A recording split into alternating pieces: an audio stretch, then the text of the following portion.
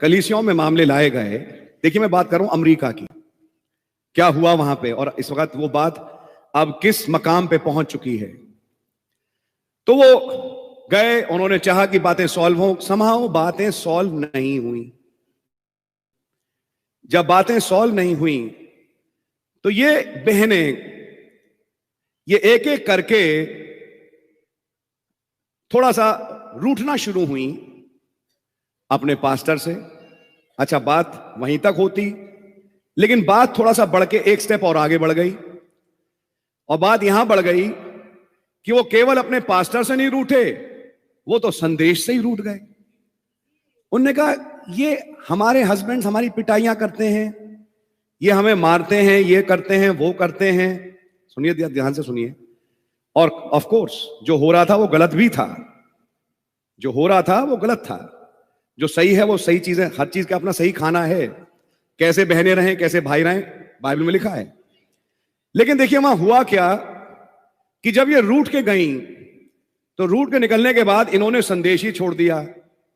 संदेश क्या छोड़ा, तो इन्हें एक जन मिल गया जो संदेश से बाहर था, कुछ साल पहले निकल गया संदेश से बाहर, जिसका नाम भी मैं आपके सामने लेता हूं खुल के, क्योंकि आप सब जानते हैं उस नाम को। उसका नाम है जॉन कॉलिंस। जॉन कॉलिंस ने ऐसी बहनों की एक बैठक बुलाई और इनकी एक समिति बना ली, और समिति बनाने के बाद इन तमाम, मैं कहूंगा दुखियारी बहनों का वो मसीहा बना।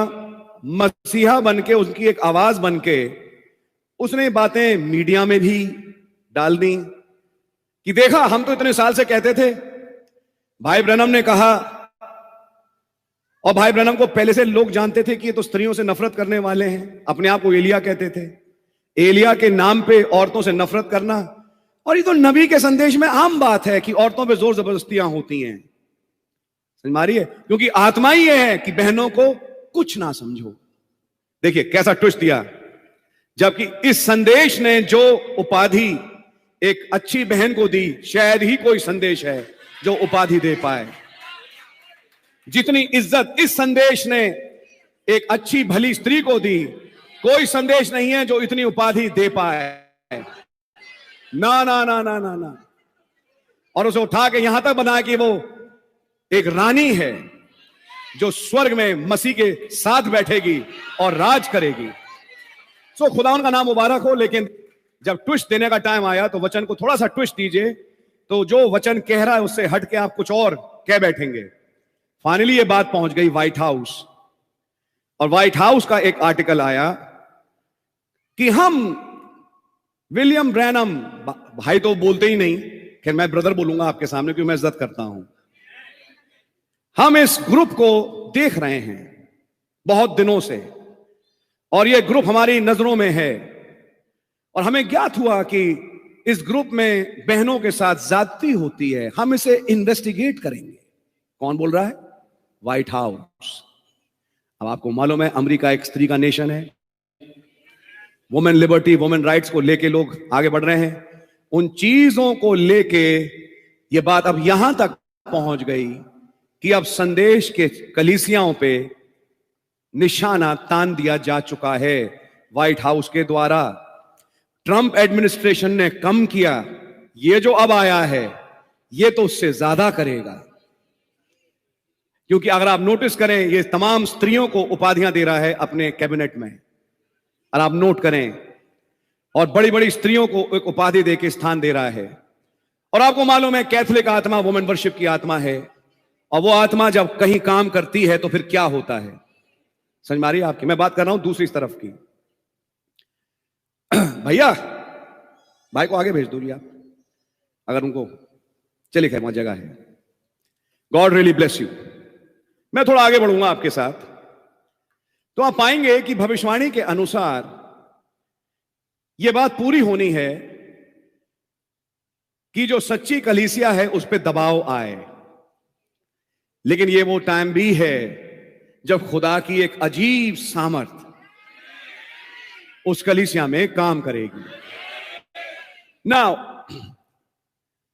ध्यान से देखें, पास्टर रॉय डेविस से उनकी तकरार हुई, और जब तकरार हुई क्योंकि वो स्त्रियों को पास्टर बनाना चाहते थे, प्रचारक बनाना चाहते थे। तो उन्होंने कहा देखिए वचन के अनुसार यह चीज सही नहीं है। तो उन्होंने कहा कि फिर तुम बैप्टिस्ट मिशन में रह नहीं पाओगे। उन्होंने कहा अगर ऐसा है, जय मसीह की, आप मेरा फेलोशिप कार्ड वापस ले लीजिए, मैं इंडिपेंडेंट ठीक हूं।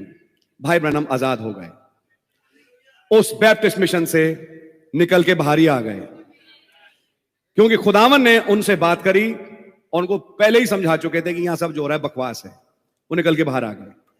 अब बात आई कि जब उन्होंने सेवकाई चालू करी, बेचारे कई लोग थे जिन्होंने वचनों को सुना, और जिन्होंने वचन को सुना तो लोग भीड़ बढ़ती गई। अब भाई ब्रैनम के पास सवाल आया, इन्हें बिठाएं कहां पे? और जब सवाल आया कि इन्हें बिठाएं कहां पे, तो भाई ब्रैनम ने कहा प्रभु आप हमारे लिए कोई जगह प्रोवाइड करें।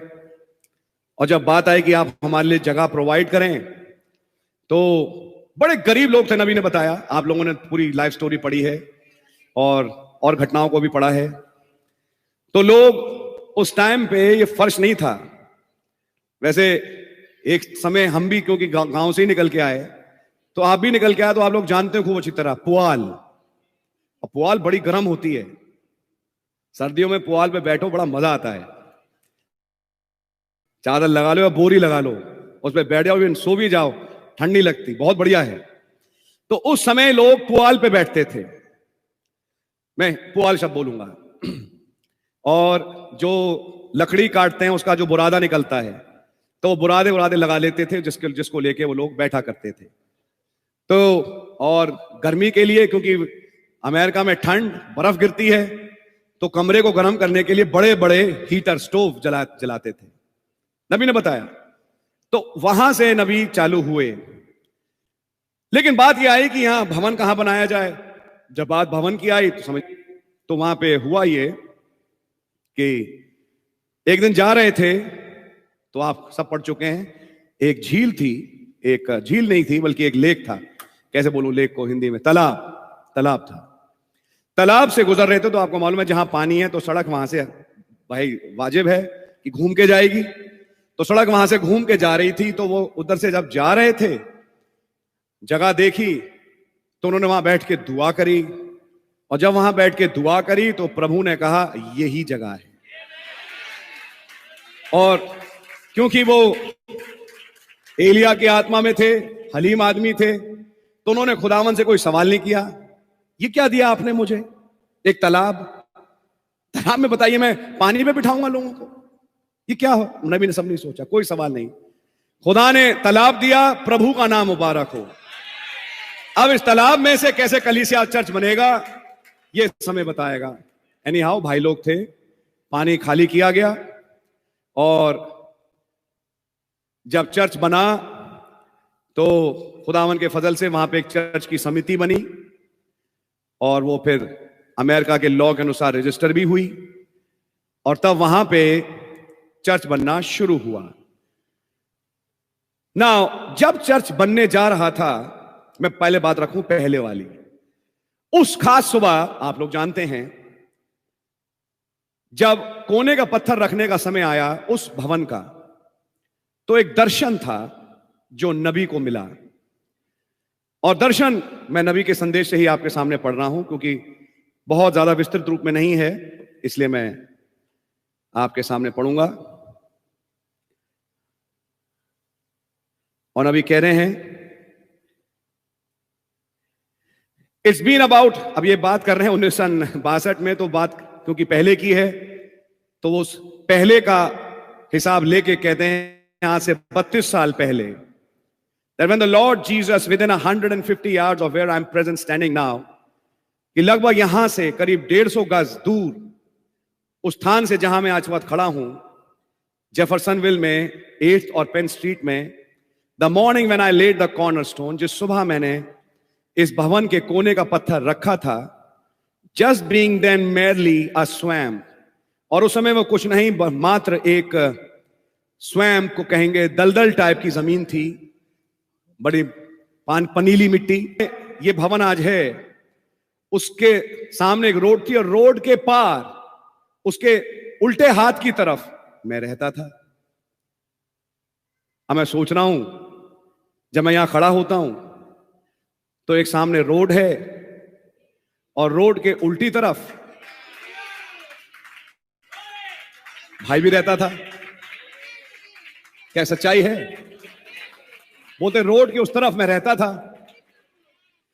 फिर ये जगह मुझे दिखाई दी और इस जगह को, अच्छा यहां की जमीन की खासियत भी ये उमस इसलिए होती है क्योंकि पानी बहुत कम गहराई पर है। तो ये भी कोई नीली किस्म की जमीन ही रही जहां पानी बहुत है या नहीं। और देखिए क्या हुआ, कहते हैं कि ये केवल एक ऐसी जगह थी और मैं बिल्कुल अक्रॉस रहता था लेफ्ट साइड पे।